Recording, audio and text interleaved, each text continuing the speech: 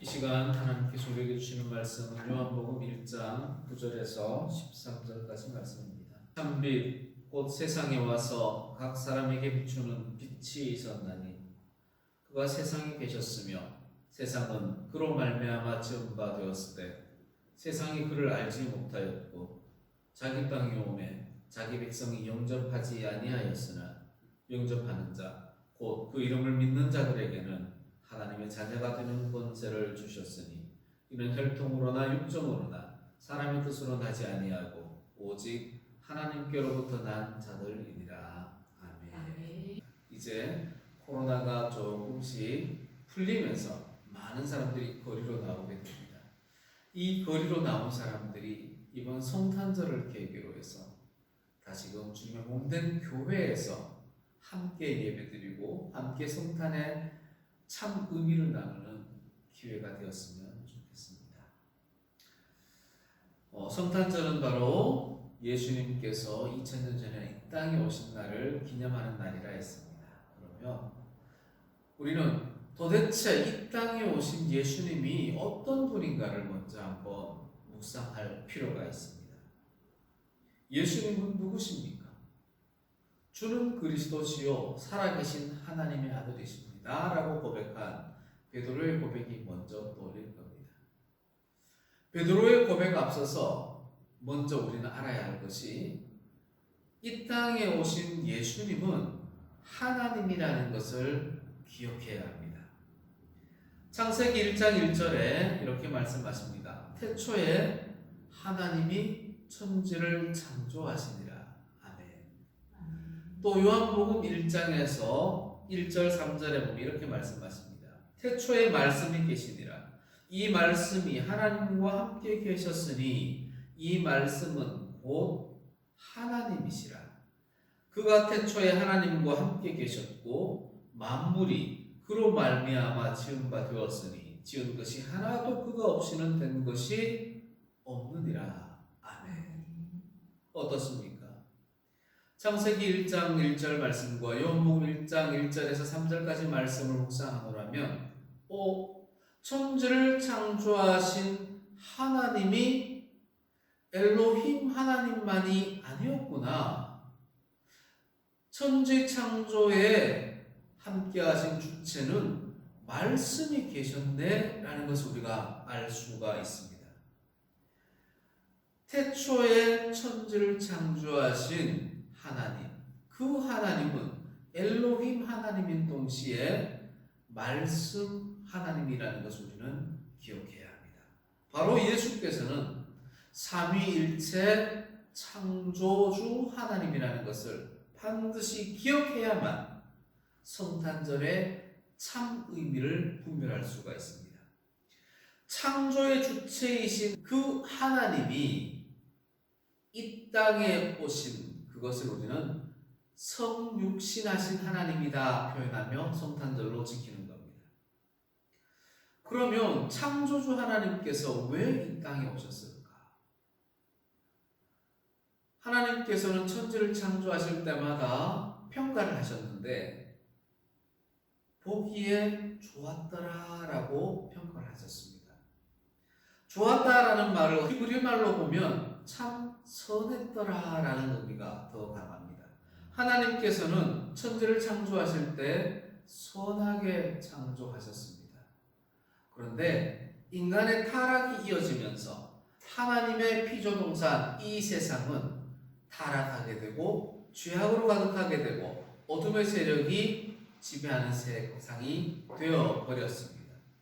인간은 끝없이 하나님보다 이 어둠의 세력들의 추종자가 되고 말았습니다.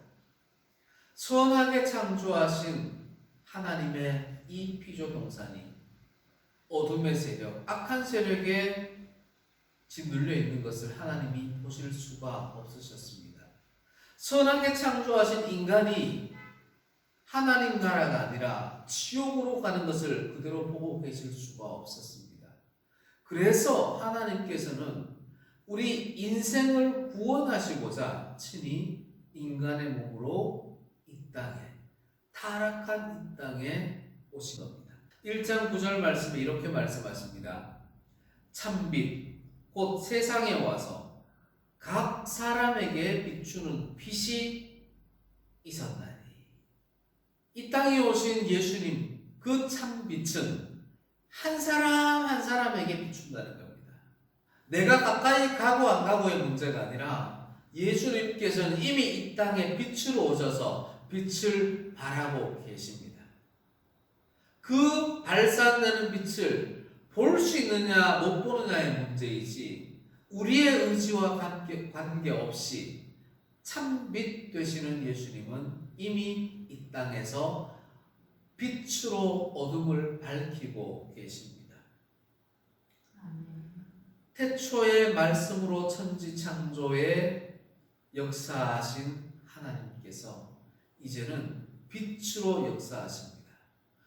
요한은 이 땅에 오신 예수님을 말씀과 빛이라는 단어를 통해서 표현을 하고 있습니다. 그래서 신약시대 이후에 하나님을, 주님을 만난 많은 사람들은 말씀으로 역사하신 하나님을 만나고 빛으로 역사하시는 하나님을 만나는 겁니다. 9절 말씀 뒷부분에 빛이 있었나니 할 때 있었나니라는 단어가 그냥 한글로 보면 예전에 빛이 있었구나, 예수님이 그때 오셨구나, 과거형으로 해석할 수가 있습니다. 헬라어라는 단어는 미완료라는 시제가 있습니다. 미완료라는 것은 이어져 오고 계속 진행되고 있다는 겁니다.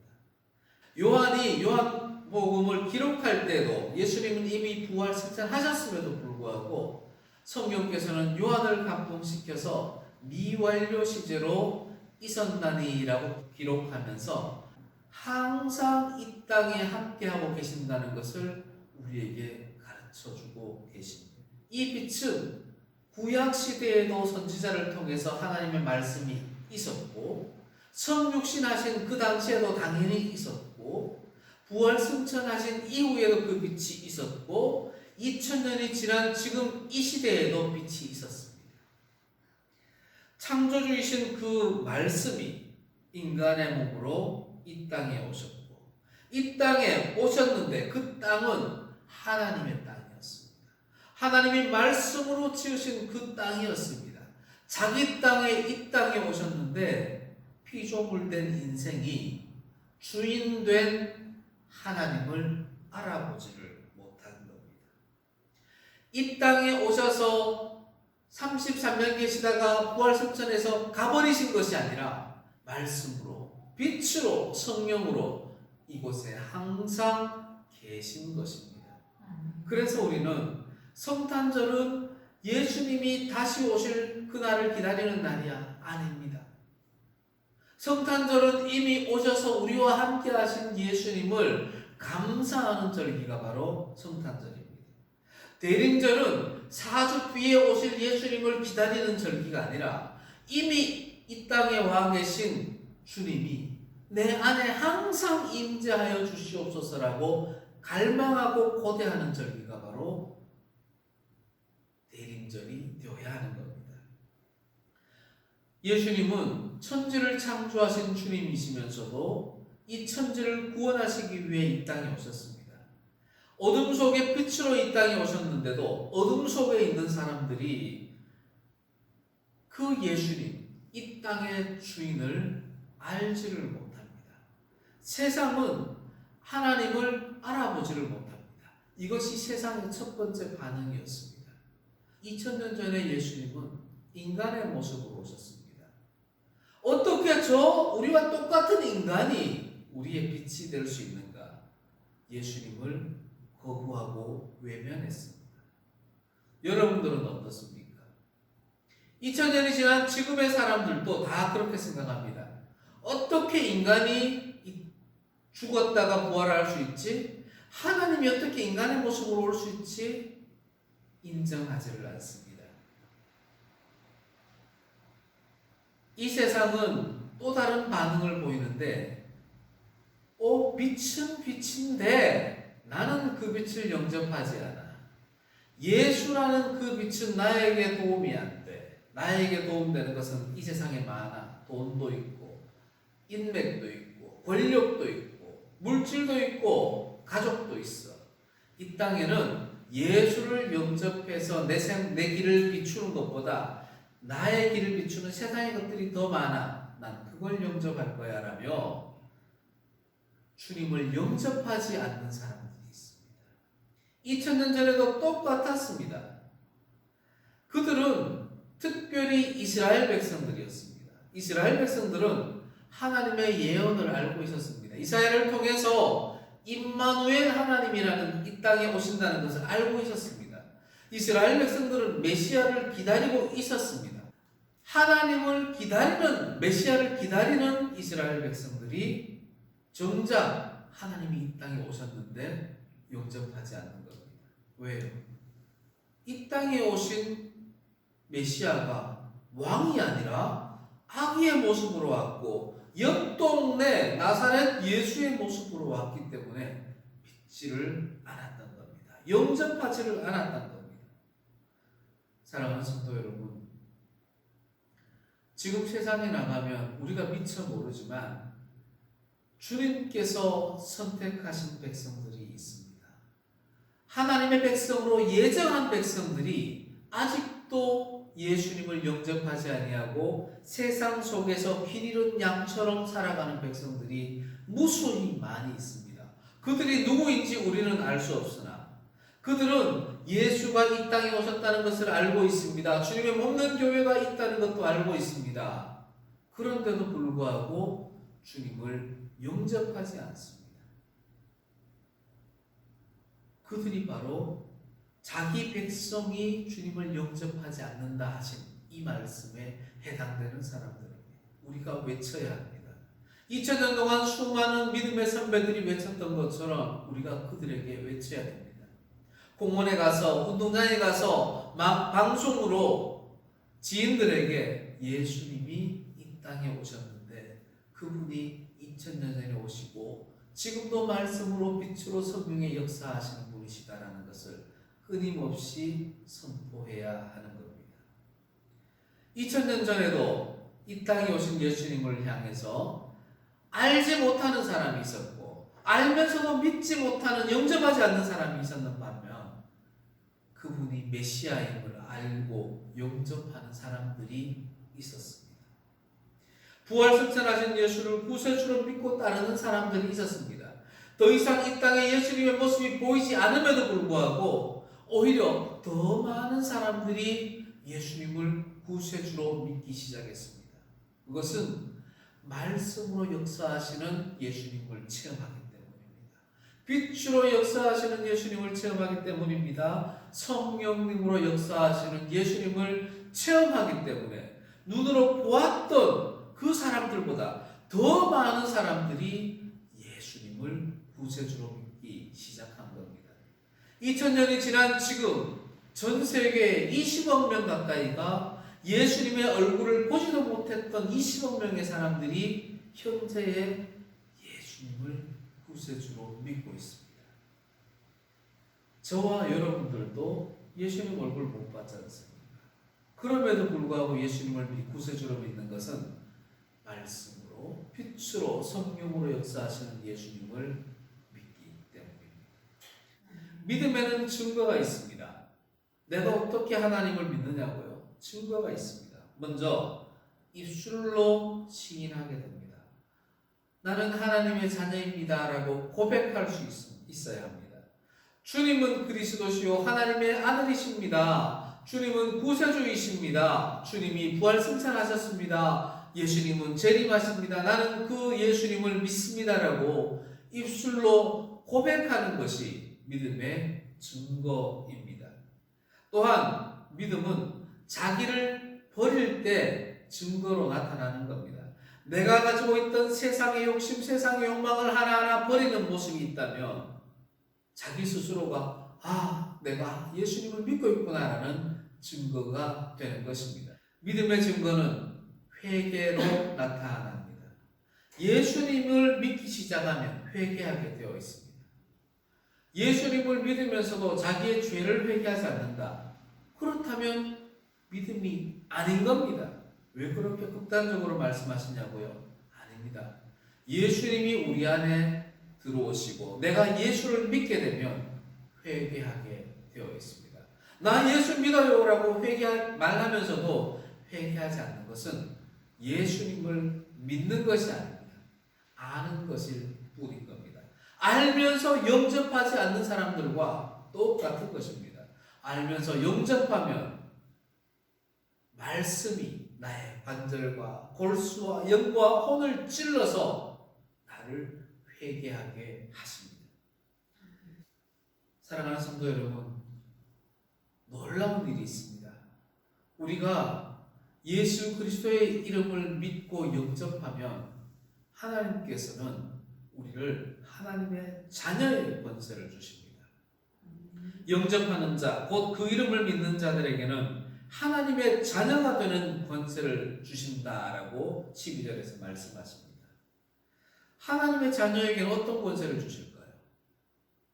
먼저는 하나님을 아버지라 부를 수 있는 권세를 주십니다.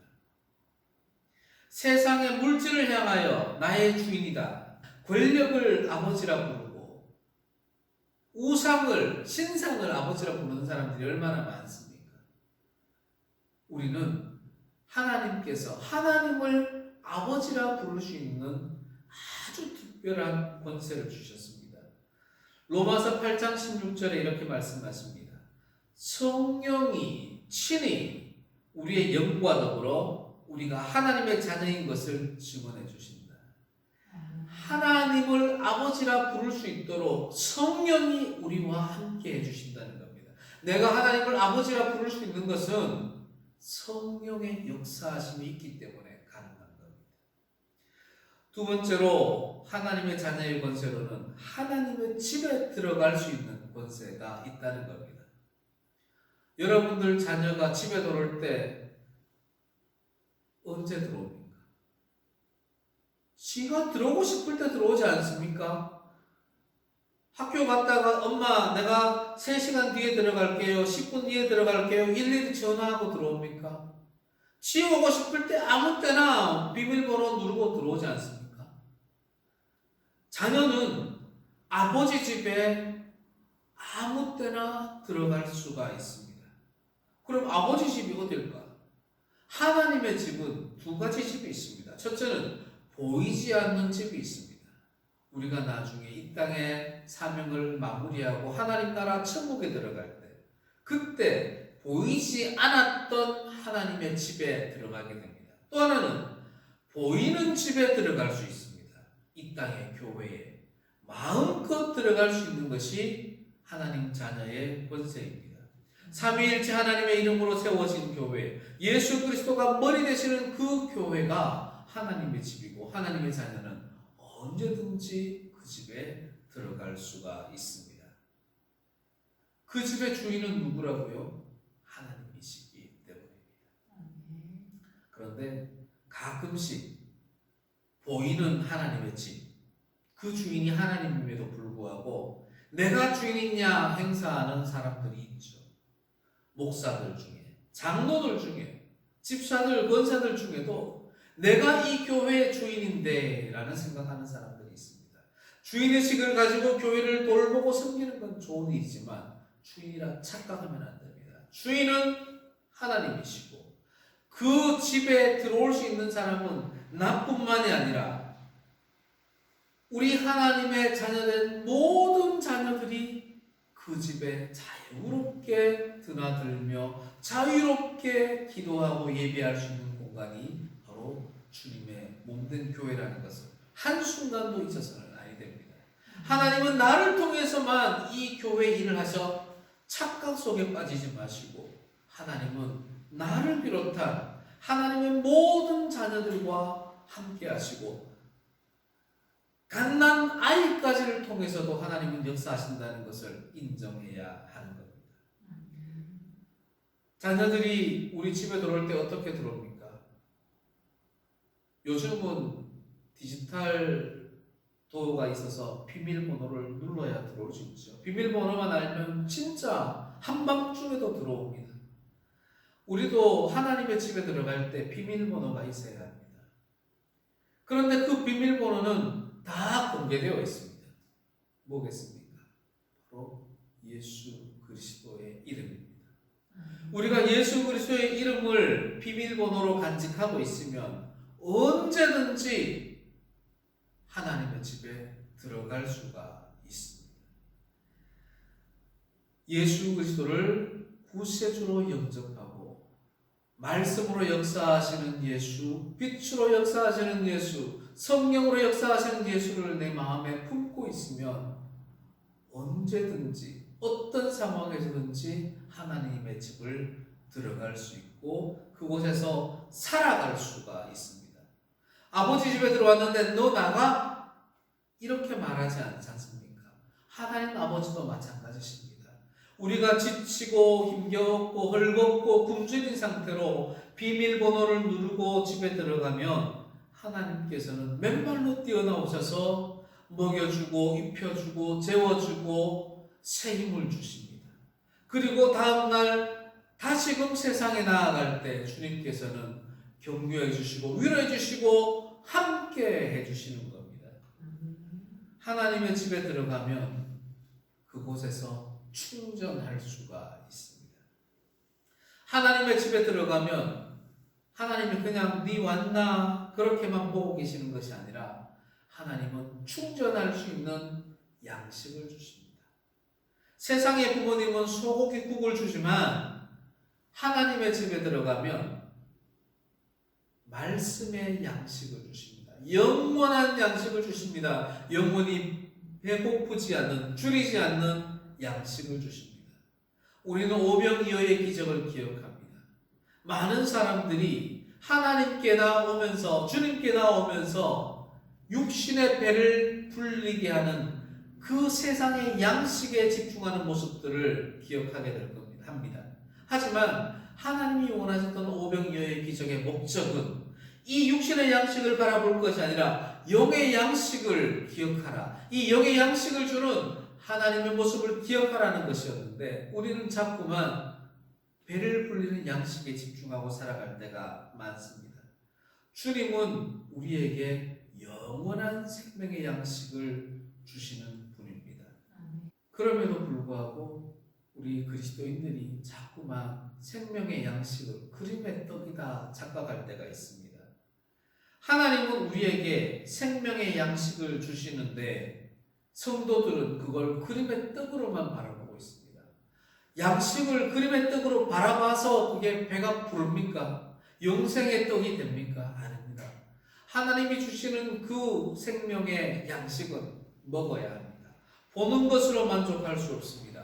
먹어야 합니다. 하나님의 말씀을 주야로 묵상할 때 그것이 먹는 것이고 주야로 묵상하여 먹을 때에 하나님은 그 사람을 향하여 복 있는 사람이라 칭해 주시는 겁니다. 하나님의 자녀에게 주시는 또 하나의 권세, 그것은 아버지 하나님과 대화할 수 있는 권세입니다. 좋은 집에서 좋은 양식으로 안락한 생활을 하고 있다고 칩시다. 부모와 대화가 없는 그런 삶이라면 얼마나 고통스럽겠습니까? 어쩌면 자녀에게 그러한 삶은 그곳이 지옥일지도 있습니다. 하나님께서 우리를 자녀 삼으신 것은 그저 잘 먹이고 잘 입히고 영생만 주려고 하신 것이 아닙니다.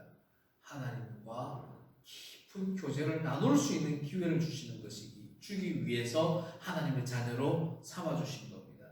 하나님과 교제할 수 있는, 대화할 수 있는 권세가 우리에게 있는 겁니다. 하나님의 말씀을 듣는 것, 하나님과 대화하는 것, 하나님께 기도하는 것, 하나님과 대화하는 겁니다. 하나님께 찬양 올려드리는 것, 하나님과 대화하는 것. 예배드리는 것이 하나님과의 깊은 교제하는 가장 좋은 길인 겁니다. 그래서 여러분들 지금 이곳에 나와 있지 않습니까? 지금 여러분들이 이곳에 와서 함께 예배드리고 있다. 아, 내가 하나님의 집에서 하나님 자녀의 권세를 다 누리고 있구나. 바로 이 순간이 자녀의 권세를 누리는 순간입니다. 사랑하는 성도 여러분, 고민하지 마십시오. 의심하지 마십시오. 이곳에서 함께 우리가 예배드리고 있는 여러분은 하나님의 자녀의 권세를 마음껏 누리고 있는 겁니다. 이제 세상 속으로 나아가 내가 누리는 하나님 자녀의 권세를 너도 누리자. 당신도 누립시다. 당신도 함께 누립시다. 하나님의 자녀의 권세를 같이 누리자고 권면해야 합니다. 하나님의 권세는 나눈다고 해서 n분의 1로 줄어드는 것이 아닙니다. 하나님의 권세는 신기하게도 나누면 나눌수록 커집니다. 세상의 법칙과 달라지는 하나님 자녀의 권세.